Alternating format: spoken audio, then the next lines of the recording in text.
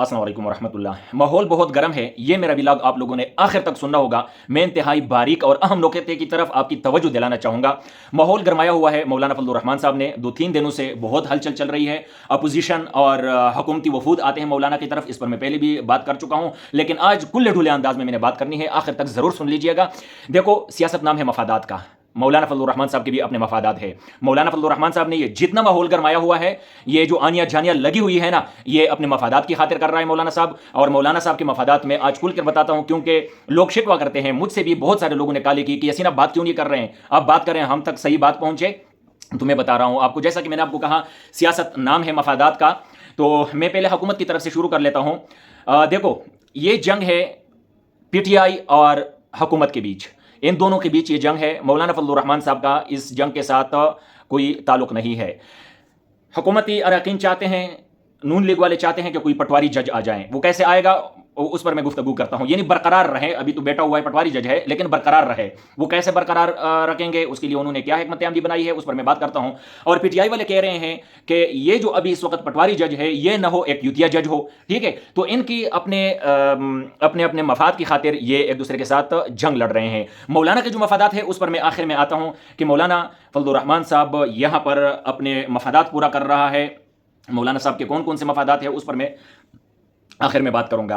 अच्छा, अब जो हुकूमती साइड है, उन्होंने जो एक हिकमत अमली बनाई है या तरीक़ा वारदात अपनाया है पटवारी जज को लाने के लिए या बरकरार रखने के लिए, वो मुख्तलिफ उन्होंने तजावीज़ मौलाना साहब को दिए हैं कि देखो, हमारा ये भी आईनी तरमीम हो सकता है, ये भी हो सकता है, ये भी हो सकता है, अगर इसमें साथ नहीं देते तो इसमें दे दे, इसमें नहीं देते तो इसमें दे दे। यानी मुख्तलिफ किस्म के ऑप्शन दे दिए।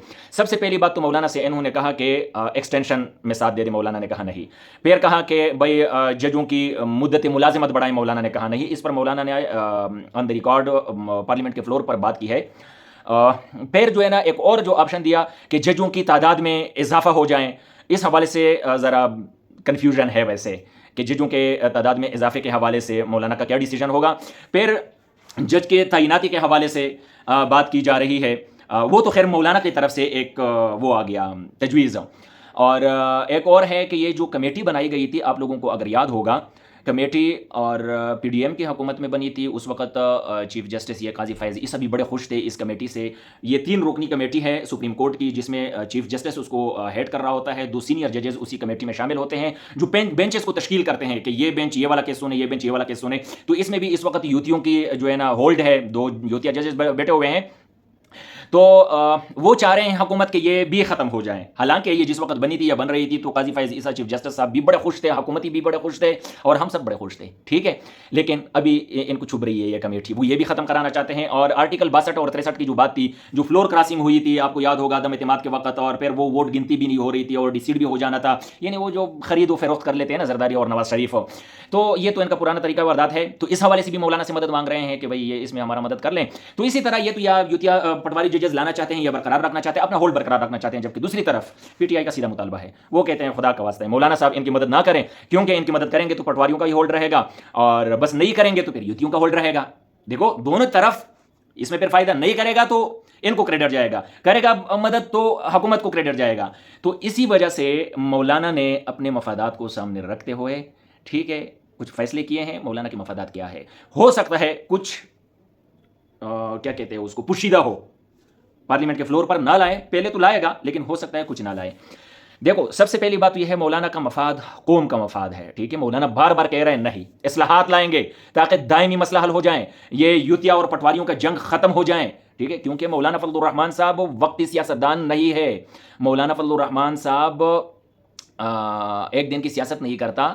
वो मैं एक जुमला कहता होता हूँ कि मौलवी था, मौलवी है, मौलवी रहेगा।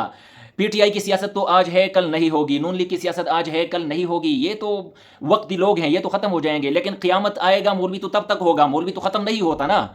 मौलवी तो था, मौलवी है, मौलवी रहेगा। तो इसी वजह से मौलाना फजलुर रहमान साहब हमेशा के लिए कौम का सोचता है। ये मौलाना फजलुर रहमान साहब का मफाद है। मैं कह रहा था ना कि ये सियासत मफादात का नाम है, तो मौलाना का मफाद ये है। और नवाज शरीफ का मफाद भी बता दिया मैंने कि वो अपना पटवारी इज़्ज़म बरकरार रखना चाहता है, अपना इजारादारी बरकरार रखना चाहता है।